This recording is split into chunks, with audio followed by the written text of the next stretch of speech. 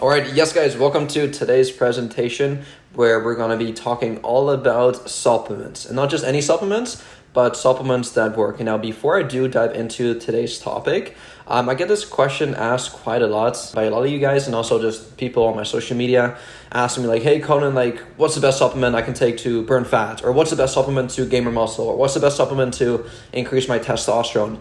And a big little thing that I want to mention with you guys right away is that supplements are there to supplement your diet and not take over your diet, right? And so I really wanted you guys to just write this down. Focus on whole, natural, single ingredient foods. That's where you get most of your nutrients from, your carbs, your fats, your protein, obviously, your vitamins, your minerals. All this good stuff should be coming from your diet in general. And then, however, if you are deficient in something or if you're lacking something from your actual diet, that's a good idea when you can start looking into more supplements, right?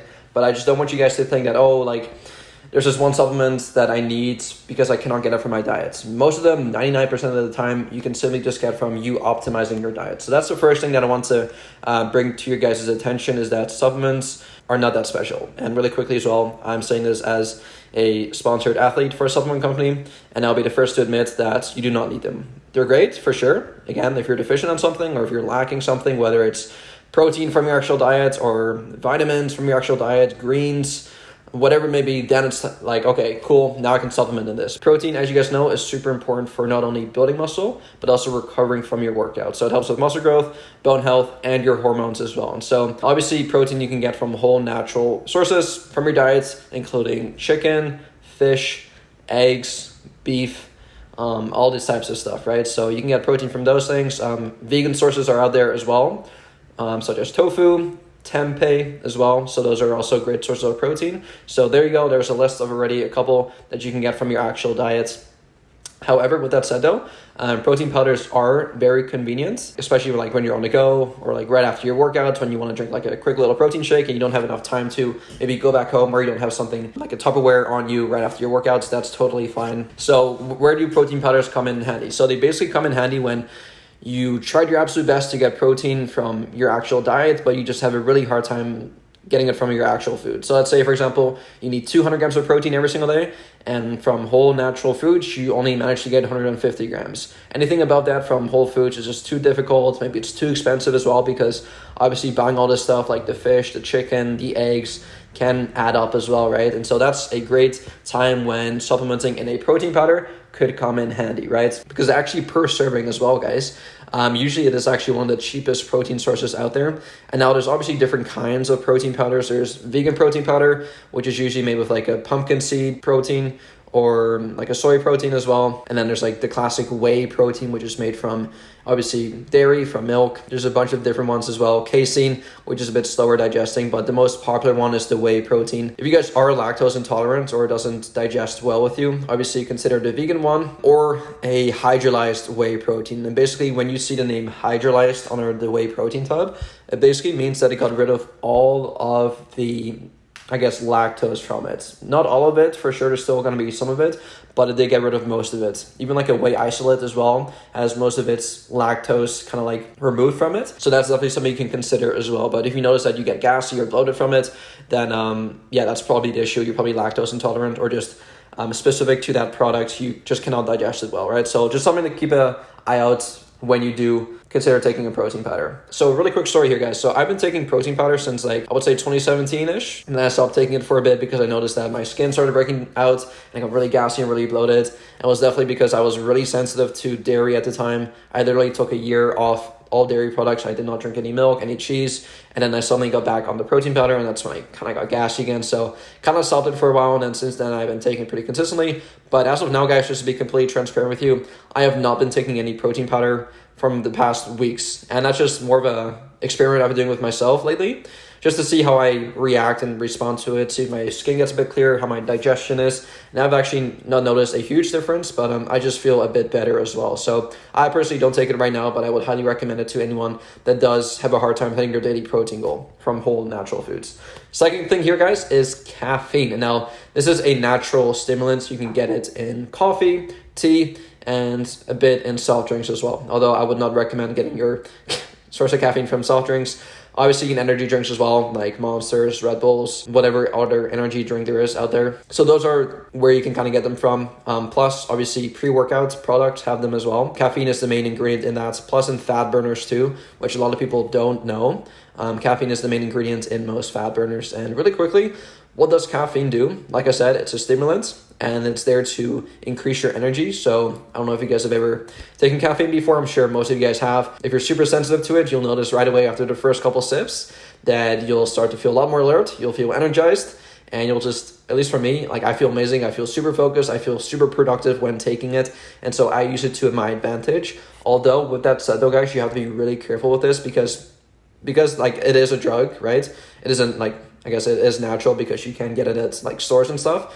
You got to keep in mind that it is a drug and it can be really addictive as well. And if you abuse this substance, if you abuse this stimulant, there will come a point in time when the effects start to wear off. And so what you'll notice is that your first time taking caffeine, 250 milligrams was the absolute sweet spot for you. Maybe a cup of coffee or kind of sugar-free energy, like a energy drink, whatever, was absolutely amazing for you. But then over time, you notice that the effects kind of start to wear off and it's like, okay, well, this made me feel really good in the past, but now I'm kind of used to this. Instead of taking a break from it, which I would highly recommend and advise you guys, if you do not feel the effects anymore of caffeine, just take a quick little break from it and then just to kind of desensitize your body and system from it and then get back on it 1 or 2 weeks after. But instead, what a lot of people do is that they'll, you know what, instead of doing like what I'm doing right now, let me just double the intake from 250 to 500 milligrams. And I mean, yeah, you will notice that the caffeine will hit you a bit harder again, but then it's like, where does that lead you to? It just leads you to even more caffeine, more caffeine, more caffeine. And one kind of side effect of caffeine is that, yes, it gives you more energy. Yes, it gives you more focus and stuff as well. Although some people do notice some side effects of like too jittery, but the main side effect here is actually that your sleep quality gets significantly decreased. One really quick thing to keep in mind, guys, is that the half-life of caffeine is about 6 hours. And so let's say, hypothetically speaking, at noon, 12 p.m., you take 200 milligrams of caffeine. 6 hours after that, you're going to have about 100 grams of caffeine, 100 milligrams of caffeine in your system. And the quarter life of caffeine is 12 hours. And so you'll actually have, what is that? So you'll have 25 milligrams of caffeine at midnight in your system, which isn't a whole lot. Although you guys get the point, if you take 500 milligrams at noon, there'll still be like 125 milligrams of caffeine in your system at midnight, which is not ideal, and that could negatively interfere with your sleep.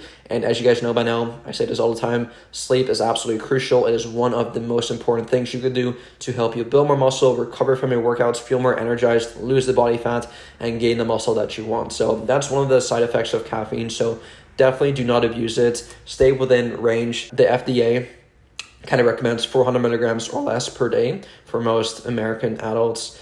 I still think that's kind of on the higher end, but that should be the absolute limit for all of you guys. And when you do take it, try to take it not too late in the day. I usually cut it off before noon, actually way before noon. You guys should not be having it afternoon at all. I don't take pre-workouts. I say I don't need it. Like, it'd be nice to have it, but like I don't take it before my workouts. Although I do have a coffee every single morning, just a plain black coffee. And really quickly, guys, on the side notes, make sure that when you do consume caffeine, whether it's coffee, tea, soft drinks, or energy drinks, that you do not drink your calories. I'm totally not for drinking your calories. It's just useless. It does not fill you up. It's not productive. I would so much rather you guys get your calories from actual healthy, whole, natural foods that can actually fill you up and give you more energy for your workouts and help you build the muscle you're looking for, instead of like sugar from like a soft drink or from an energy drink. So with all the caffeine sources, whether it's pre-workouts, those usually have 0 calories, which is great. Coffee, keep it black. I love the taste. If you don't, suck it up. You'll get used to it. Trust me, I was the same way. I used to hate coffee, but now I absolutely love it. It's actually what I look forward to every single morning. Tea as well. I personally don't like the flavor of tea, so I don't drink tea. But if you like tea, then go ahead and do the tea. And then soft drinks, always go for the diet one. It's useless, guys. Do not get the sugary drink. Just get the 0 calorie drink. Same thing with the Monster energy drinks. Just get the 0 calorie version, or the Red Bull as well. You don't want to be drinking your calories. That's absolutely stupid. Next up here, guys, creatine. This one is kind of controversial because if you look online, you'll see a bunch of different mixed opinions on this. Oh, this may cause hair loss. Oh, it has so many negative side effects, may decrease your lifespan, whatever it may be. But all in all, guys, it is a safe supplement to take. It is one of, if not the, it actually is the most scientifically studied supplements on the market right now. Out of all the supplements that I'm covering today and that are on the market right now, creatine is the most studied supplement on the market, and it has many great benefits. It's actually found in many red meats, although in order to get the required amount of around 3 to 5 grams of creatine every single day, you'd have to eat a lot of meat. Not only that, you'd have to eat it raw as well for you to actually get the creatine that's inside of it, because once you cook the meat, the creatine kind of like evaporates, or not really evaporates, but like kind of lessens once it's cooked. So you'd have to eat a lot of raw red meat, which obviously none of you guys are going to do.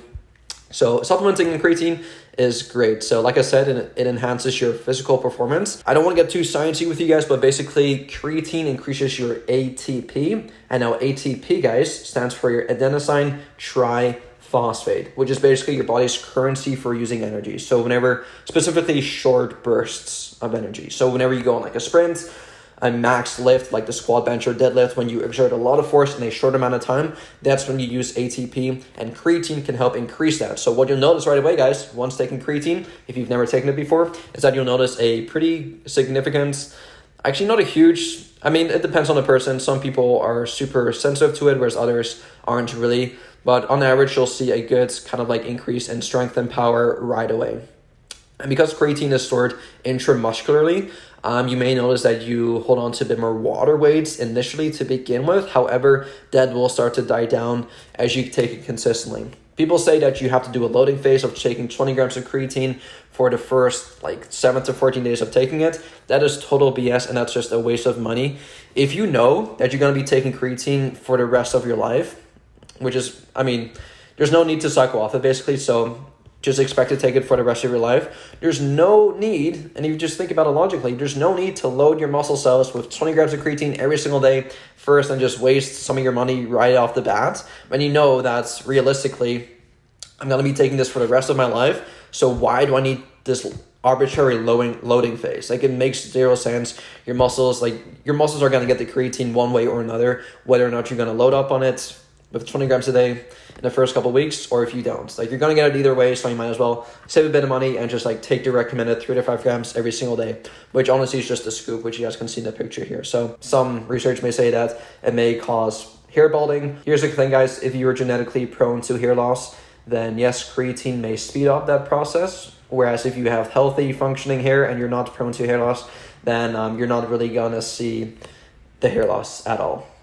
So there you go. Should not be scared of that. Lastly here, guys, fish oil and omega-3. So these are essential fatty acids for good overall health. This helps with your brain function, your heart health, with your joints, your eyes, and your skin as well. So a lot of people, especially North Americans, really lack on the omega-3 fatty fish. We don't eat enough salmon. We don't eat enough fatty fish in our typical American diet. Like, we simply do not. So a great way to kind of compensate for that is by supplementing in a fish oil or omega-3 supplement. They're super cheap, guys, and I highly recommend them because, like I said, unless you eat fish regularly, which I assume most of you don't, supplementing in this is absolutely amazing to, again, increase your brain kind of performance, your heart health, your joints as well. Really great for your joints, your eyes, skin, and nails as well. So it's a great supplement. This one is probably like the lowest down.